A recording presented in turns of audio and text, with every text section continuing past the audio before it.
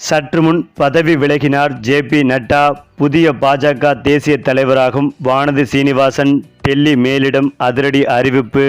பாஜக தேசிய தலைவர் பதவிக்கு அண்ணாமலை வருவார் என்று எதிர்பார்த்த நிலையில் திடீரென வானதி சீனிவாசனை தேர்வு செய்தது பாஜகவில் சற்று பரபரப்பாக பேசப்பட்டு வருகிறது. அதாவது பாஜகவின் தேசிய தலைவராக ஜே.பி. நட்டா பதவி வகித்து வருகிறார். இவருடைய பதவிக்காலம் 2023ஆம் ஆண்டே முடிந்துவிட்டது. ஆனால் 2024 மக்களவைத் தேர்தலை கருத்தில் கொண்டு நீட்டிக்கப்பட்டது. இதில் சற்று சறுக்கலை சந்தித்தாலும் மத்தியில் ஆட்சியை தக்கவைத்துக் கொண்டனர். அதுவும் ஹாட்ரிக் ஆட்சி. தேர்தல் முடிந்து ஓராண்டை கடந்துவிட்டது. புதிய தலைவரை தேர்வு செய்வதற்கான காலமும் வந்துவிட்டது. இருந்தாலும் அதிரடியான வேலைகள் நடப்பது போன்று இதுவரை தெரியவில்லை. மேலும் சமீபத்திய தகவலின்படி ஜூன் 4வது வாரத்தில் பாஜகவிற்கு புதிய தேசிய தலைவர் தேர்வு செய்யப்பட்டு விடுவார் என்கின்றனர். அது சரி, எதற்காக கால தாமதமாகி வருகிறது என்ற கேள்வி பலரிடம் எழுந்து வந்தது. இதன் பின்னணி குறித்து விசாரிக்கும் போதுதான் மாநில பாஜகவிற்கு தலைவர்களை தேர்வு செய்வதில் கவனம் செலுத்தி வருகின்றனர். உத்தரப்பிரதேசம், குஜராத், மத்திய பிரதேசம், கர்நாடகா, தெலுங்கானா ஆகியவற்றுக்கு மாநில தலைவர்களை தேர்வு செய்வதற்கான தேர்தல் இன்னும் நடைபெறவில்லை. இதேபோல் உட்கட்டமைப்பு ரீதியில் நிர்வாகிகள் நியமனமும் நிலுவையில் இருப்பதாக கூறுகின்றனர். இவை அனைத்தும் முடிந்ததும் தேசிய தலைவருக்கான தேர்வு நடைபெறும். தற்போது திரைமறைவில் முக்கிய ஆலோசனைகளும் நடந்து வருகின்றன. பாஜக தேசிய தலைவரை தேர்ந்தெடுப்பதன் மூலம் அந்த கட்சி தொண்டர்கள் மத்தியில் புது ரத்தம் பாய்ச்ச முடியும். இந்தியாவில் மிகவும் பலம் பொருந்திய கட்சியாக திகழும் பாஜக அடுத்த அடியை எடுத்து வைக்க மிகவும் கவனமாக காய்களை நகர்த்தி வருகின்றனர். குறிப்பாக புதிய தலைவரின் வருகை என்பது நடப்பாண்டு பீகார் சட்டமன்ற தேர்தல், 2026இல் நடைபெறவுள்ள தமிழ்நாடு, கேரளா, புதுச்சேரி, மேற்கு வங்கம் உள்ளிட்ட மாநிலங்களின் சட்டமன்ற தேர்தல், 2029 மக்களவைத் தேர்தல் ஆகியவற்றை நோக்கிய பயணத்தில் முக்கிய செயல் திட்டங்களை வகுக்கக்கூடிய நபராக இருக்கும்.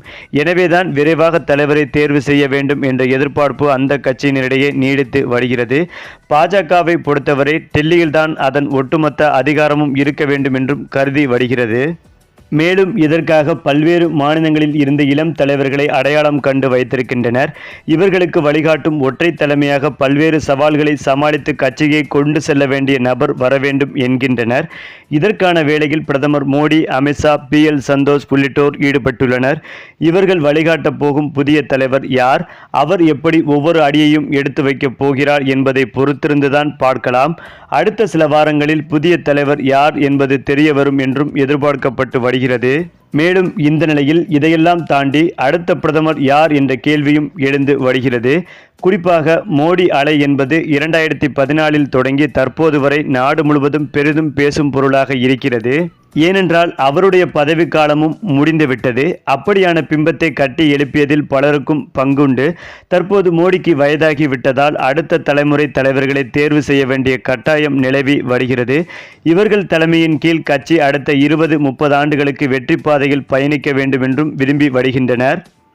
இந்த நிலையில்தான் பாஜக தேசிய தலைவர் பதவியை ஜே.பி. நட்டா விரைவில் ராஜினாமா செய்ய இருப்பதாகவும், அதேபோல் இந்த பாஜக தேசிய தலைவர் பதவிக்கு தமிழகத்தில் உள்ள வானதி சீனிவாசனை தேர்வு செய்திருப்பதாக தற்போது தகவல்கள் வெளிவந்து கொண்டிருக்கிறது.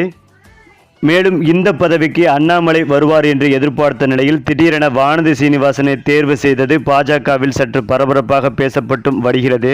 சரி, இப்ப நீங்க சொல்லுங்க, பாஜக தேசிய தலைவராகும் வானதி சீனிவாசன் பற்றிய உங்களுடைய கருத்துக்களையும் உங்க கமெண்ட்ல சொல்லுங்க. மேலும் இந்த வீடியோ உங்களுக்கு பிடித்திருந்தால் லைக் பண்ணுங்க, ஷேர் பண்ணுங்க, மறக்காம நம்முடைய சேனலை சப்ஸ்கிரைப் பண்ணிக்கங்க.